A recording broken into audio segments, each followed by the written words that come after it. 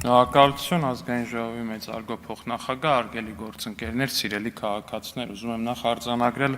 որ ընդդիմությունը իր սովորության համաձայն փախավ դահլիճից, ինչպես սովորաբար անում է իր պաթետիկ տեքստերը արտաբերելուց ու կամ արագ-արագ արտասանելուց հետո,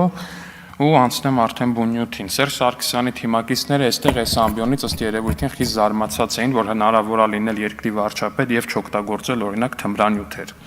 Ես վստահ եմ, որ Սերժ Սարգսյանի թիմակիցները շատ խիստ կզարմանան, եթե իմանան, որ հնարավոր է լինել երկրի ղեկավար ու ահռելի կարողություններ տանուլ չտալ տարատեսակ խաղատներում։ Վստահ եմ, շատ խիստ կզարմանան այդ ամեն ինչը իմանալով, բայց ամեն դեպքում բարի զարմանք եմ մաղթում նրանց։ Ինչևէ, բայց ես մի ուրիշ բանի եմ ուզում խոսամ, ուրիշ բանի մասին եմ ուզում խոսամ, մի յուրատեսակ լկտիության, որը վերջին շրջանում պարբերաբար դրսևորվում է ընդդիմադիր ֆեյքերի հիմնականում, բայց այսօր արդեն դրսևորվեց նաև ընդդիմադիր падգամավորների կողմից, ու այս լկտիությունը ներողություն եմ խնդրում, բայց ես անպատասխան թողնել չեմ պատրաստվում։ Ուրեմն մի օր դահլիճում հենց այստեղից ելույթ էի ունենում, դահլիճից Սեյրան Օհանյանի կառավարումն էի քննադատում պաշտպանության նախարարությունում։ Սեյրան Օհանյանը տեղից հետևյալն ասում է, կարող է մի հատ էլ ասես, որ բանակը քեզ ներքնաշոր չի տվել։ Ասում եմ, պարոն Օհանյան, այդ նորություն է, որ չի տվել, ոչ ինձ ա տվել, ոչ 100,000-ներին ա տվել մյուս Հայաստանի Հանրապետության բանակում ծառայած։ Հիմա ուրեմն այս լկտի սանձարձակների կուրատորները ինչ են արել։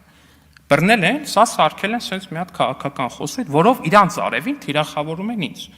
Ասում են, այ դու բանակում չես ունեցել ներքնաշոր։ Հարգելի ընդդիմադիր գործընկերներ, ես բանակում ունեցել եմ ներքնաշոր։ Այ ուրիշ բան, որ դուք զինվորների ներքնաշորը տարել ու կերել եք։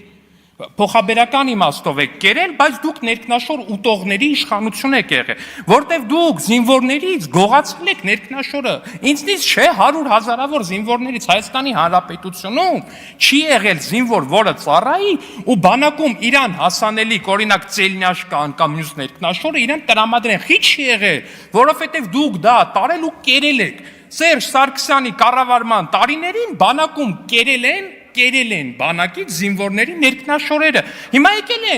իրանց լկտիությունը այն աստիճանի է, որ այդ ամեն ինչ միջով անցած զինվորներին ասեն կարա սենց իրանք են էլի որպես մեղադրանք են օգտագործում։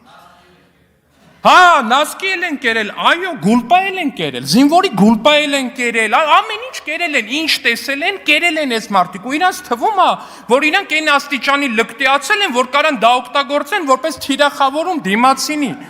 Բայց ասենք մյուս կողմից է զարմանալի չի, բա որ չուտեին, բա որ ներքնաշոր ու նասկի չուտեին զինվորի, այդ ոնց պտի այդ ասաբնյակները գցեին, այդ ոնց պտի գնային Բադեն-Բադեններում, կազինոներում կրվեին, այդ ոնց պտի ամեն անգամ իրանց կներեք 1000 ներողություն այս արտահայտության համար, իրանց քթի զապրավկի փողը ունենային, շնորհակալություն։